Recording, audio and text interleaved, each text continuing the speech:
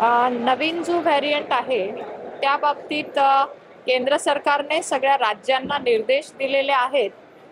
केंद्रीय आरोग्य मंत्री डॉक्टर मनसुख मांडवियाजी यांनी देखील सर्व राज्यांच्या आरोग्य मंत्र्यांबरोबर व्हीसीद्वारे मीटिंग देखील केली. सर्व राज्यांना निर्देश, सूचना, नोटिफिकेशन, गाईडलाईन्स दिल्या गेल्या आहेत. काळजी घ्यायची आहे. जसं आपण म्हणालात तसं काही राज्यांमध्ये, केरळ सारख्या राज्यामध्ये 2800 पेक्षा जास्त पेशंट, कर्नाटक, तामिळनाडू, महाराष्ट्रात देखील 37ची संख्या होती आणि गोवा या ठिकाणी सूचना दिलेल्या आहेत आणि इतर राज्यांनाही दिलेल्या आहेत. काळजी करण्याचं कारण नाही, कारण JN.1 हा सब व्हेरियंट आहे आणि फार काही सिरियस नसला तरी आपण मात्र कोविडचा संकटाचा सामना केलेला आहे. त्याच्यामुळे सगळ्यांनी काळजी घेणं गरजेचं आहे. विशेष करून सिनियर सिटीजन्स असतील, काही लोकांच्या ट्रीटमेंट चालू असतील, काही पेशंट ट्रीटमेंट घेत असतील, काही इम्युनिटी सप्रेस झालेले असतील, त्यांनी मात्र विशेष काळजी घेण्याची गरज आहे. JN.1 ला घाबरण्याची गरज नाही, परंतु काळजी मात्र निश्चित घ्या. काही सिम्पटम्स आले, सर्दी, खोकला, ताप यासारखे, तर त्वरित रुग्णालयामध्ये जाऊन डॉक्टरांचा सल्ला घ्या.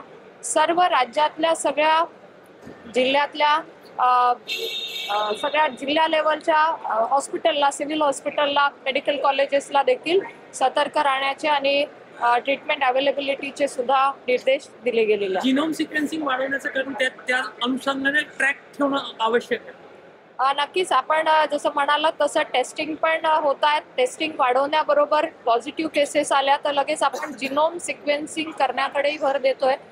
कुठला याच्यामध्ये हा व्हायरस आहे शोधण्यासाठी, आणि त्या दृष्टीने आपल्याला कळतं की किती प्रमाणात हा स्प्रेड होतोय. उलट जिनोम सिक्वेन्सिंग सुद्धा सर्व राज्यांमध्ये चालू आहे. टास्क फोर्स काही विशेष गठीत केली आहे का याबाबत? नाही, जसं मी म्हणाले की हा सब व्हेरियंट आहे, घाबरण्याचं कारण नाही. इतर देशांमध्ये देखील याचं प्रमाण मोठ्या प्रमाणात वाढत आहे.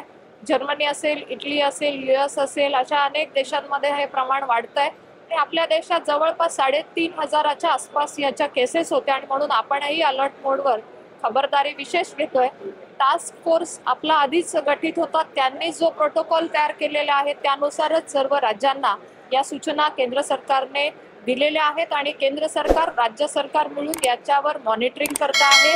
रोजचं स्क्रीनिंग, जिनोम सिक्वेन्सिंग यावर लक्ष ठेवून आहेत आणि सगळीकडच्या व्यवस्था आहेत की नाही याबाबतीत केंद्रीय मंत्री डॉक्टर मनसुख मांडवियाजी यांनी देखील सूचना दिलेल्या होत्या.